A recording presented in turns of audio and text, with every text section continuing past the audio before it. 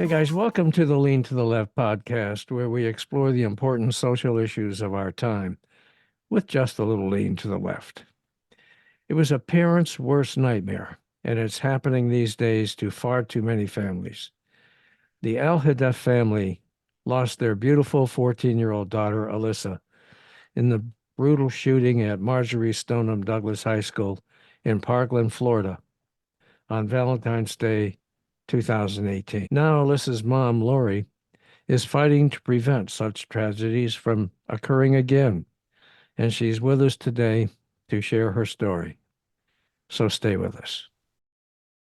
Welcome to Lean to the Left, home of no holds barred commentary, plus interviews with fascinating people, some of them top experts, others simply with interesting stories to tell. You'll never know who'll show up at Lean to the Left. Now here's your host, Bob Gaddy. Alyssa was a bright, energetic, happy, athletic girl, a pure ray of sunshine who lit up every room with her warm smile. She was an honor student, a good friend who helped others, a winning debater, and the captain of her traveling soccer team. Alyssa was playful, loved dancing, singing, and family beach days on Long Beach Island, New Jersey. Even as a fierce attacking soccer midfielder, she loved clothes, makeup, and all things sparkly. She was a big sister to her two younger brothers and a mentor to her younger cousins. In their grief, Lori and Elaine Alhadeff founded Make Our Schools Safe so no other parent has to endure their pain. Lori, thanks so much for joining us today on the Lean to the Left podcast and for sharing your story. I'm so sorry that you lost your daughter in this horrible way. Thank you for having me here today. Thank you. Can you please tell us a little bit about Alyssa and the tragic event that took her away from you? So it was Valentine's Day 6 years ago, February 14th, 2018. And I knew Alyssa wasn't very looking forward to this day because she didn't have a Valentine. So I made her a very special gift with a gold bag and a chocolate bar and diamond earrings. And that morning, before I drove Alyssa to school, I gave Alyssa the bag in the car, and she was super excited. And I put the earrings in her ears, and she put the chocolate bar in her backpack and threw the gold bag on the floor. Hmm. And then we drove to Marjory Stoneman Douglas High School, and Alyssa got out of the car, and she looked so beautiful. She was wearing a black and white dress. Oh, I told Alyssa that I loved her, and that would be the last time that I would see Alyssa alive. that's just horrible. I have a daughter too, and I just don't know how. I don't know how you can just survive, let alone take action and try to do something like you're doing with Make Our Schools Safe. Can you tell us a little bit about it and its mission and why you launched it? Very quickly after the tragedy, my husband and we wanted to take action. So we started a nonprofit organization called Make Our Schools Safe. And we're focused on three pillars. One is passing Alyssa's Law nationwide, panic buttons in schools as a standard level school safety protection. So if there's an active shooter or a medical emergency, we want to empower our teachers to push a button, and it's directly linked to law enforcement within seconds. So Okay. they can then pull up the cameras, get eyes on the scene, and get help there as quickly as possible to take down the threat or triage any of the victims. Secondly, we have Make Our School Safe clubs. We call them MOS clubs, where students help to create a culture of safety within their school, where they're empowered to be a part of that safety. So if they see something, say something, and we can prevent violence from happening before it happens. They can also apply for donations for school safety projects at their school, like bulletproof glass, fencing, mental health programs. And then thirdly, Make Our School Safe has given back about $400,000 to school hardening projects at different schools to help create a safer environment at that school. Wow, that's impressive. You joined the local school board. Why did you do that? And what's that meant to you, Lori? So right away after the shooting, it was the school board elections. Yeah. And myself and Ryan Petty, whose daughter was Elena, who also died in Alyssa's classroom, along with Alex Schachter. But Ryan and I, we ran for the school board, and I ran in District 4, and I won. And I knew that. Congratulations. Thank you. I knew that in order for me to make a direct impact here in Broward County, I need to have a seat at the table. So I ran for the school board. I've been on the school board now for 6 years. And currently I'm the chair of the school board for my second year in a row. And Broward County Public Schools is the sixth largest school district in the country. Wow. Okay. So you guys live in Florida or New Yes. Jersey? No, I grew up in New Jersey. I'm from New Jersey, but Okay. I live in Parkland, Florida. Okay. All right. So tell me about Alyssa's Law and what it would do and what your success has been so far, because I understand several states have enacted it. Is that correct? Correct? Yes. Yeah. So we've passed Alyssa's law now in 6 states: New Jersey, New York, Tennessee, Texas, Florida, and Utah. Mhm. And then we also have funding, a $2.5 million allocated for panic buy-ins in Oregon. And so we're very happy, excited about this success, getting Alyssa's law passed, not only to keep Alyssa's name, her legacy forever, but I always say when every time that panic button is pushed, Alyssa is saving lives. And so we know that seconds really matter in a life-threatening emergency situation. I say time equals life. Mhm. And we need to know that help is on the way as quickly as possible so that they can take down the threat or come in and triage any of the victims. And if you think about it, just like in our banks, they've always had panic buttons. Right. And so in our schools, this is a common sense safety layer of school safety that we can implement in all of our schools across the country to help protect them, to help mitigate risk and loss and save lives in a emergency situation, whether it's a medical emergency, which we happen to have every day on our campus, or the worst, an active shooter situation. Is there any chance of this being enacted nationally by Congress? Yeah, so we have Alyssa's Act, and that is our federal bill, which Mhm. this would be passed nationwide. And we want to see Alyssa's law as a standard level of school safety protection in every school across this country. What's going on in Congress to, are you working with people on the Hill now or what? Yeah, so Josh Gottheimer has filed Alyssa's Act, and we have a lot of co-sponsors, but we need more. So I feel like that's one thing that I always try to advocate for is that if you have a congressman or congresswoman that you know, and you're listening to this podcast right now, you can have them go to our website, makeourschoolsafe.org, go to Alyssa's Law, and under Alyssa's Act, you can reach out to them and ask them to be a co-sponsor for Alyssa's Act so we can get panic buttons in all schools across the country.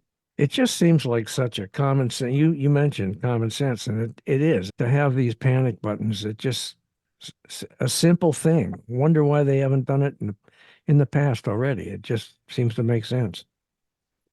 Absolutely. And it's really easy to implement. It can be an app on the teacher's phone. It Hmm. could be a badge they wear around their neck with their ID, Hmm. or it could be a hardwired panic button.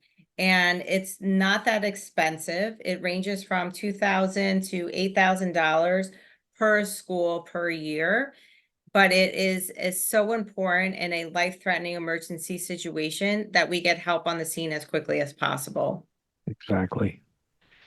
Okay. What are MOS clubs? MOSS clubs. What's that? So our MOS clubs are students. We have 24 MOS clubs already and where the students in high schools that they help to create a culture of safety within their school. So they have monthly meetings and they really are the voice for the safety specifically at their school. And it's not like we give them a curriculum, but it's really up to them to figure out what they want to do. Mhm. We had a Moss Club in Colorado. They were able to get some funding and they just went up to their capital to advocate for Alyssa's Law in Colorado. There was about 20 students. And so they're empowered to take action and to be a voice for school safety. And we like to say to the students that your voice is your power. And so if something is important to them and they bring it up to their principal to say, I don't feel comfortable with this door being locked, that we need Right. to make sure all our doors are locked, that's a low-hanging fruit, something that can be implemented today in every school. What does MOSS stand for? MOSS. What's it stand for? Make our schools safe. Oh, it's probably self-explanatory, but somebody wouldn't know. I didn't know. Can people get involved with MOSS? So you can go to our website, makeourschoolsafe.org, and we have a volunteer handbook, whether it's making a donation or volunteering or helping to start a Moss Club at your local high school. We want people to sign up for our email list so they can get our weekly emails to learn more how to create a safer school, specifically at their school. Okay. Now you're accepting contributions, right, for what you're working on? Yeah, so we have three major fundraisers a year. We have our gala, our Live for Alyssa gala that's coming up. We have a golf fundraiser and a tennis fundraiser, but we're always accepting donations to help us fund our different school safety projects or our Moss clubs and help us to pass Alyssa's Law nationwide. So those would be tax deductible contributions, correct? Correct. We're a 501(c)(3), Yeah. and so every donation is tax deductible. Okay. Now, when is your Live for Alyssa Gala? That's on May 18th, coming up, right? Yep, it's coming up May 18th. We're really excited. Where? It's at Meisner Country Club here in Florida, and we're actually sold out, Oh, but you good. can still make a donation. Okay. So you're sold out. That's really good news. Wow, that's great. So I saw you mentioned that you have some other fundraisers coming up, and I saw that online you have a soccer tournament being planned, and you've got some other events coming up too, right? Yeah, so we have our Play for Eight Cup. It's a soccer fundraiser. Alyssa was a soccer player and she wore the number 8. So the soccer tournament is in honor of Alyssa. We say play for 8, play for Alyssa. Okay, that's cool. All right, Mhm. you sound like you know a little bit about marketing, do you? I was a teacher before Okay. actually was a stay-at-home mom for 14 years. Uh-huh. And then I ran for the school board. So I'm a school board member now. Okay. But, being with Make Our School Safe, where I'm always, whether it's social media, Facebook, marketing, Right. our website, we're Right. very proactive, just always looking to try to improve and get our message out there and how we communicate. You got some pretty creative projects going on. What is it that prompted you could do fundraisers about with anything, but you chose to do athletic events, the gala, but soccer tournament, for example. And I think you said tennis too, right? So what prompted you to do these athletic events as fundraisers? People like to do stuff, right? They Yeah. just don't want to give money. They want to, whether it's playing golf for the day or being active and playing tennis. We're trying to reach different groups of people. Hmm. So some people like where the kids, they'll play soccer and the women love to play tennis, and then co-ed play golf, but Hmm. mostly men. But Hmm. we know that we can reach different groups of people by having a variety of events like this. And then our Hmm. Live for Alyssa Gala is a formal event that everybody and anybody can go to. Hey, Lori, do you have help? Are you doing this all yourself or what? No, I have help. I have staff, and we Oh, also good. have a lot of volunteers, which is amazing, because you can't do everything yourself. You have to have help, but I love everybody that works for Make Our Schools Safe, and our volunteers are just incredible. That's incredible. Well, that's great. So I'd like your thoughts about the reluctance of Congress to take any sort of really meaningful actions to prevent tragedies like this from happening again. What are your thoughts about that? It's been 6 years since Hmm. the tragedy at Marjory Stoneman Douglas High School, and obviously we've had other school shootings. Yep. And when our tragedy happened, my mind was just thinking that Alyssa was safe. Like, she knew what to do, she knew where to go, help was on the way. And when I found out she was shot, that in my mind, I was just thinking that Alyssa was at the hospital Okay. and that she was getting help. Okay. And so I never really knew ro how like much or how little action has been taken at the federal level. So it hurts me. It pains me because there was other school shootings before Sure. MSD. And we should have fixed this. We should have protected our kids in our schools. My daughter Alyssa she would be turning 21 on May 1st, and she should be here and she should be in college. And it breaks my heart that layers of safety have not been put in place and weren't in place to protect Alyssa. And so You're breaking my heart, man. that's why I'm working every day to do what I can do, one person, but know that I can make an impact and make a change and help to protect our kids in schools. You guys doing anything in terms of trying to lobby Congress to get them to take any kind of action that would, except for the Alyssa's Act that you're talking about, which would be a very big help. Um, but are you doing anything else, or isn't that kind of inside your purview to be working on? Yeah, I find that it's very important to be very specific with what actions that Make Our School Safe is going to take and put all of our efforts and resources in. Right. And we've been very successful with passing Alyssa's law, going state by state and hopefully at the federal level. And when then I feel like I've been, as a school board member here, specifically working to protect the schools here in Broward County Public Schools. So we're just going to keep pushing and keep focusing on Alyssa's Law and our MOS clubs, because I know our students are the ones that are making impact and making a difference to make their schools as safe as possible. Okay. Is there anything you'd like to add? This went pretty quickly. Is there anything you'd like to add?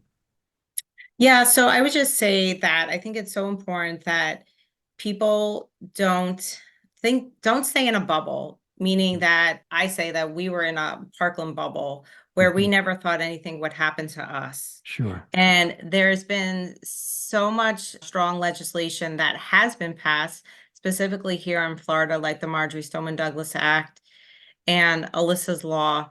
But you need to be involved, be active, know the statistics at your child's school, know what school safety measures are being put in place, go to our website, makeourschoolsafe.org, and be an involved parent. I wasn't involved. I thought everything was great and safe at my kid's school. And Yeah. unfortunately, that wasn't what happened.